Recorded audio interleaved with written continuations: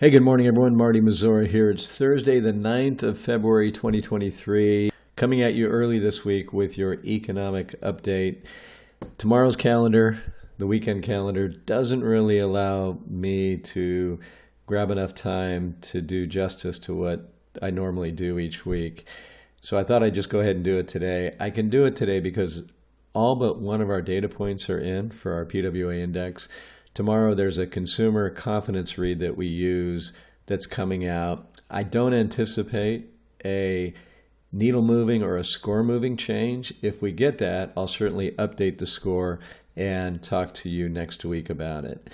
In front of you is the PWA index, and we were flat this week. Essentially, the score did not change.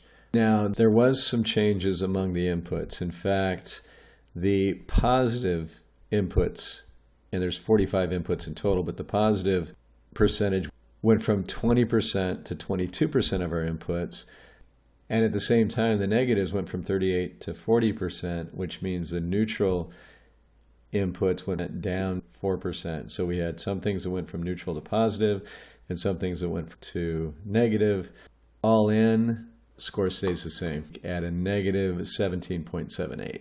So the handful of data points that I loaded up for you here. I want to start with retail sales. So the number everybody watches comes out monthly, but we also track the Red Book retail sales weekly, and it continues to go down in terms of the rate of growth. So 4.3% this week annualized, so you can see the trend is going in the wrong direction there, as is the trend on the monthly data. Consumer credit data came out this week, and a lot of people are talking about this one. Credit card debt is virtually at an all-time record. And I think we should respect that. We should pay attention to it. But then, like everything else, we should put it into context. Actually, credit card debt as a percentage of overall GDP is about 3.5%, which is actually below the average of the last decade, the 2010s decade. As a percentage of total household assets, as I keep saying, the consumer's balance sheet is in pretty good shape, which feeds into our ultimately mild recession narrative, because we do think we're going to see recession this year. But credit card debt, again, as a percentage of household assets, is about 0.6%, which is also below that 2010s decade average. So important stuff to take a look at, but also important to put it into context. The other thing that was very interesting in the data that was released is the month-over-month increase. The consensus was consumer debt outstanding would actually jump by 25 billion this last month. It only jumped by 11.5 billion. And that probably is a concerning statistic, right? So that suggests that consumers may be starting to rein in on their overall spending. And you can see what that looks like. These red shaded areas are recession. So you can see now lots and lots of noise, of course, in this, but definitely something to be on the lookout for in terms of more of that happening to the downside. Weekly mortgage applications look to have bottomed in here. And of course, this is an encouraging sign. U.S. jobless claims. Now, I featured this in this morning's blog, or at least I talked about this notion that we can't have recession when we have such robust jobs data.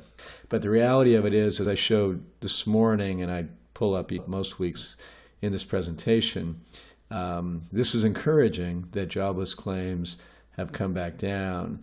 But the minute they start rising and start looking like a trend, you need to look out for recession. It just doesn't seem to be much of a time lag between when this employment data begins to roll over or roll up and recession. Here's that blog post from this morning.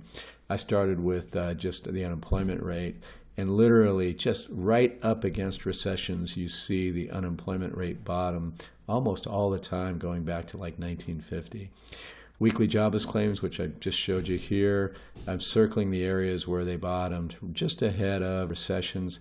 And then we don't have a whole lot of history on this, but the job openings data, you can see it peaking and rolling over. Yeah, we still have an unbelievable amount of job openings, But we would have said that here on a historical basis, right? And right when it rolled over, we were in recession. So keep that in mind as you hear, about how great the employment picture is. I don't deny that. We've talked about it. We'll continue to talk about it. It's great. At the end of the day, though, it's kind of a lagging indicator when you start talking about the BLS jobs number that comes out every month. The minute it begins turning down, often the recession is already underway or it's coming very soon. So, of course, we want to be on the lookout for that. Heavy truck sales, you see we had a nice little uptrend going here. That broke through here this last week.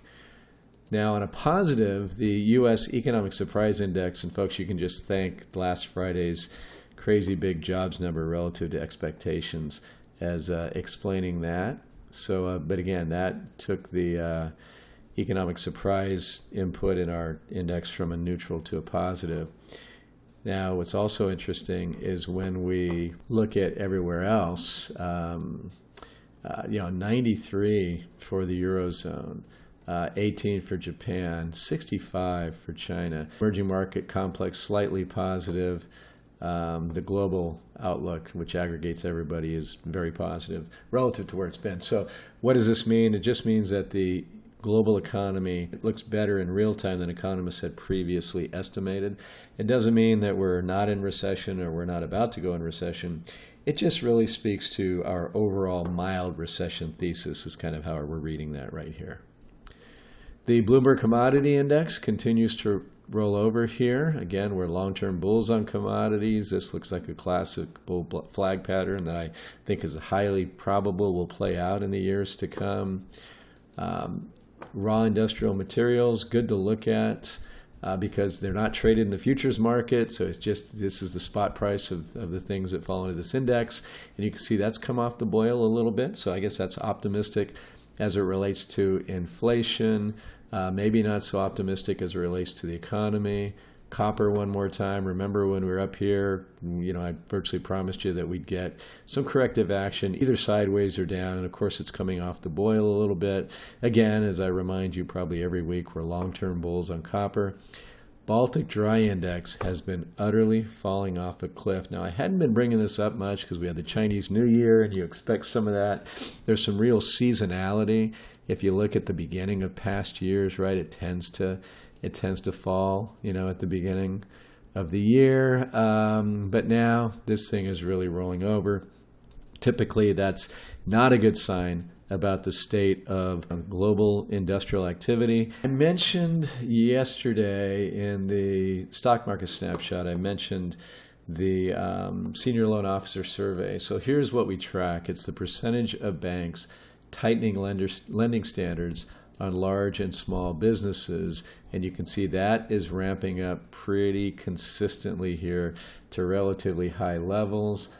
Let me read from a comment this week by the folks whose research we respect so much that we pay for it, and that's BCA Research. And a little blurb from 2 days ago. U.S. banks continue to tighten the screws. The Fed's latest Senior Loan Officer Opinion Survey, which reports on both the demand for and supply of bank loans, revealed that demand weakened and standards tightened in Q4 22.